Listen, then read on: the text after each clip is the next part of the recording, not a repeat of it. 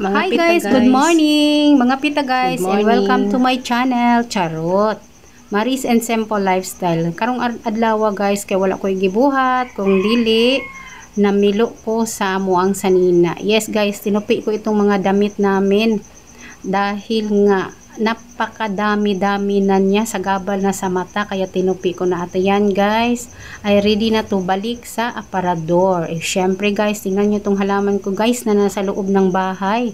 Ayan, may lumabas na papunta ng ganyan lang talaga yung bulaklak niya dyan guys. Hindi na yan siya yung bang katulad ng ibang halaman, ganyan lang yung bulaklak niya. Yan lang talaga, isang tangkay lang. Syempre lumabas din ako dyan guys, at napakainit pa, pero kahit mainit guys, ampay po na siya sa mga bulak guys. Ayan lumitaw yung mga bulaklak na napakakulay-kulay. Char, bumili lang naman ako dito guys ng siomai dito sa kapitbahay namin.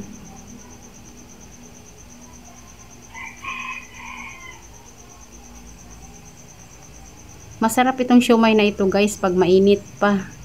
Yes, pag mainit pa masarap ito pag mainit pa, pero pag malamig na parang hindi na masarap. At ito na nga guys, ako'y humingi na ng talbos ng kamote sa kapitbahay ko. Dahil marami ito. Marami sa kanya, sa akin pala ko konti. At ito lang naman, ganito lang karami ang hiningi ko guys. Hindi naman karamihan talaga. Isang kainan lang. At pag uwi ko nga guys, ay sinamahan pa niya ng alugbati. Dahil binigyan sila lang ng alugbati, syempre, ako ang kakain ng alugbati at hindi kasi sila kakain ng alugbati. Hapon na nga guys, ayan, lumilitaw-litaw na si sunset, charot. At bibili ako ng maulam naman dito guys. Ito guys, dalawang ano bang tawag dito, dagkot o dalawang dangkal. Hindi man tawag na dangkal. Duha lang ka kumot guys, bakay mahal manggod na siya nga nylon. Nylon na siya guys, sa tawag sa amo sa Bisaya, pero parang bulinaw ba, something maliliit na isda. At ito na nga guys, ay ginawa ko siyang torta. Nilagyan ko yan ng cornstarch tsaka itlog. Napakasarap guys, kaya lang tatlong lang yata yan. Ayan.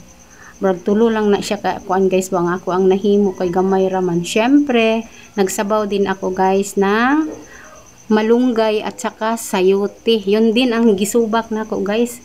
Isda din, yung nylon. Iwan ko lang ba kung hindi ko maintindihan yung nylon sa Tagalog guys. Basta isda na maliliit yan guys.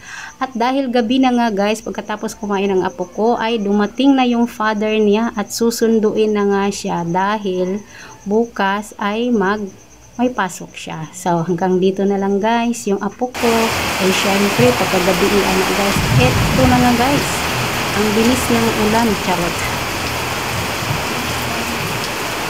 Alas 8 na yan guys, ang lakas ng ulan.